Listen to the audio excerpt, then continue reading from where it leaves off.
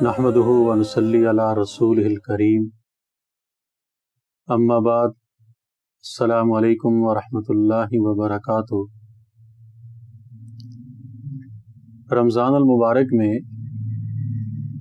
جہاں ہم نے اور نیکی کے کام کرنے ہیں، وہاں ہم نے ترجیح دینی ہے قرآن مجید کی تلاوت کو۔ ہمارے ہاں ایک بڑا المیہ یہ ہے کہ آج ہم بحیثیت قوم قرآن مجید سے بہت دور جا چکے ہیں، اور جب سے ہم نے قرآن کو پڑھنا چھوڑا ہے، قرآن کو سمجھنا چھوڑا ہے، قرآن پر عمل کرنا چھوڑا ہے، ہم ذلت، پستی، رسوائی اور زوال کا شکار ہو چکے ہیں۔ اب جن حالات میں ہمارا یہ رمضان المبارک گزر رہا ہے، بین الاقوامی طور پہ جو حالات ہیں، ملکی جو حالات ہیں، ان میں ہمیں چاہیے کہ ہم رمضان المبارک کے ان لمحات کو زیادہ سے زیادہ قیمتی بنائیں۔ جہاں ہم روزہ رکھیں، اپنے آپ کو جھوٹ سے، غیبت سے، چغلخوری سے، بدنگاہی سے بچائیں۔ جہاں ہم نماز تراویح کا اہتمام کریں، راتوں کو اٹھ اٹھ کے اللہ تعالیٰ سے مناجات کریں، دعائیں مانگیں، وہاں اس بات کی طرف بھی ہماری توجہ ہو، ہمارا دھیان ہو کہ ہمارا زیادہ سے زیادہ وقت جو ہے وہ قرآن مجید فرقان حمید کی تلاوت میں گزرے، اور قرآن مجید کو ہم سوچ سمجھ کر پڑھیں۔ ایک ہمارے ذہنوں میں یہ بات بھی ہوتی ہے کہ رمضان میں ہم نے اتنے قرآن پاک ختم کرنے ہیں۔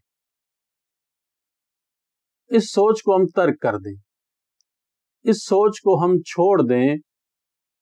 ہم نے رمضان المبارک میں ایک قرآن پاک مکمل کرنا ہے، اور سوچ سمجھ کر کرنا ہے، ٹھہر ٹھہر کے ہم نے قرآن کو پڑھنا ہے، اور قرآن کے معانی پہ ہم نے غور کرنا ہے، قرآن کے مفاہیم کو جاننے کی کوشش کرنی ہے۔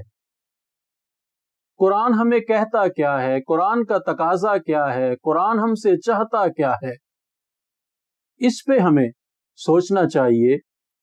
قرآن مجید فرقان حمید اللہ رب العزت کا کلام ہے، اور اللہ تعالیٰ کا انسانیت کو دیا ہوا ایک ضابطۂ حیات ہے، اللہ تعالیٰ کے احکامات کا مجموعہ ہے۔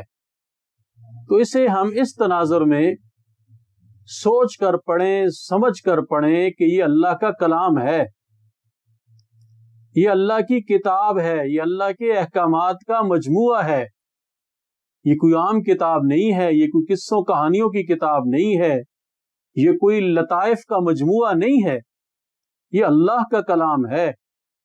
جتنی اللہ کی عظمت دل کے اندر ہوگی، جتنا اللہ تعالیٰ کا مقام اور مرتبہ ہمارے ذہنوں میں ہوگا، ہمارے دلوں میں ہوگا، اتنا ہی اللہ تعالیٰ کے کلام کی قدر ہمارے دلوں کے اندر ہوگی۔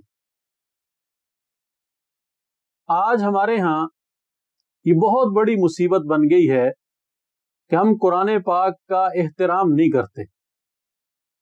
جو حق ہے قرآن کے احترام کا، ہم اس حق سے واقف ہی نہیں ہیں، ہم اس قرآن کی عظمت سے آگاہ ہی نہیں ہیں، ہمیں یہ احساس ہی نہیں ہے کہ ہم نے جس کتاب کو اپنے پاس رکھا ہوا ہے، یہ کتاب اللہ کا کلام ہے، اللہ کا کلام اللہ کے احکامات کا مجموعہ ہے، اللہ کی طرف سے دی ہوئی ہدایت ہے جو قیامت تک کے انسانوں کے لیے ہے۔